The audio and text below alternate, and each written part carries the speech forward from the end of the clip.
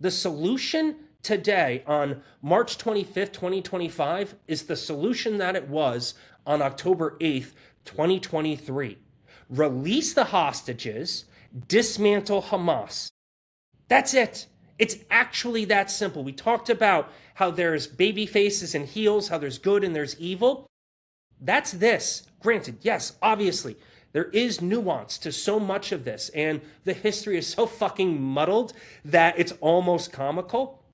At the same time, if we're talking about this war, if we're talking about this situation, two things you have to do. Sorry, that's the catcher in me. One out, two out. There's two things that you have to do, right? Release the hostages, dismantle Hamas. Pashut. That's simple. That's it. Simple. But nobody wants to actually do that. And that's why this war isn't just continuing, but must continue. Because this is the war that is trying to stop all future wars from happening. Yeah, I mean, and then I think the third step after that, after what you just explained, is to have a universal moral compass against jihad. Because there is jihadism everywhere. We've seen just horrible shit happen because jihad, and there's no set of universal moral code that says jihadism is bad, and we have to hold them accountable everywhere they are all the time. But right now it's incentivized to be a jihad. You get money from Qatar, you get propped up by Western fucking students in Lululemon pants, right? It's like fucking wild shit.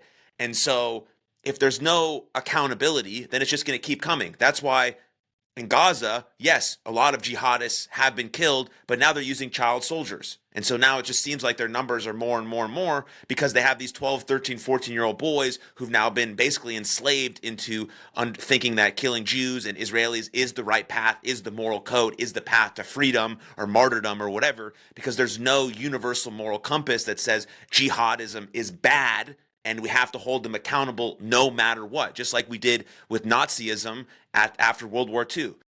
I mean, I guess nowadays like Jake Shields and Dan Bilzerian think it's cool to be a Nazi, but most people think it's still fucked up and horrible and Nazism is bad because of what all of that stuff we did. Yeah, and that's why I actually bring up the Japanese culture, because we, as in the Western world, did a terrific job of denazification in Germany. Yeah, say that 5 times fast. Right? In Japan, it was worse. It was every man. They were doing kamikaze attacks, like terrorist attacks, all the way back then, right? It wasn't just kamikaze planes and kamikaze submarines. It was kamikaze dogs. It was kamikaze walking sticks. There were a bunch of shit that the Japanese were prepared to do if the United States actually went on to mainland Japan. And so that just gets glossed over. We, as in the United States, had to make their fucking God submit. That's how we ended World War II. World War II didn't end when the Nazis surrendered. World War II ended when Japan surrendered because of Emperor Hirohito, their actual god that not a single Japanese civilian had ever heard in their entire life. We made him do a radio broadcast to say, okay, everyone, time to call it quits. And then what is one of the most peaceful and honestly revered societies in all of the world since 1945? It's fucking Japan. So for all of those people that say that you can't kill an ideology, fuck you, you're wrong. You know nothing about history, and you specifically know nothing about one of the worst ideologies to ever exist, which is the Japanese imperialist corrupted Bushido culture of World War II. And we turned that culture into something beautiful. Anime, awesome.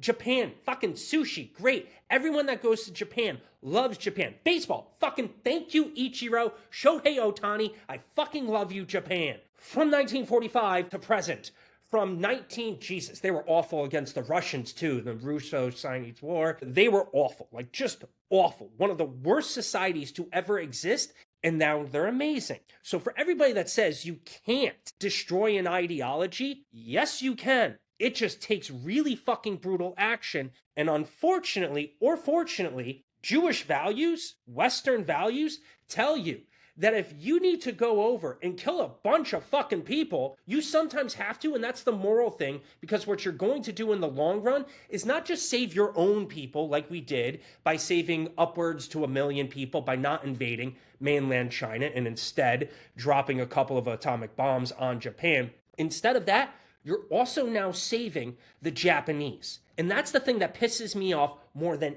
anything else about this discussion. I want more Israelis and Jews to not die. Yeah, that's a weird way to say that. I want more saved, right?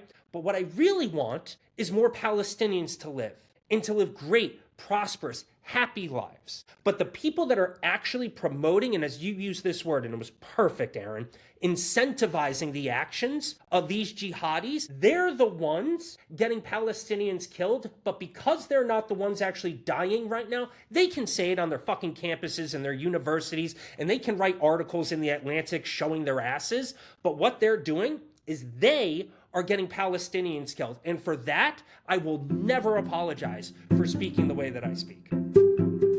Thank you very much for tuning in to that clip. If you enjoyed it, then you'll love the full-length episode right here. Right here. Click it. Go ahead. Go ahead.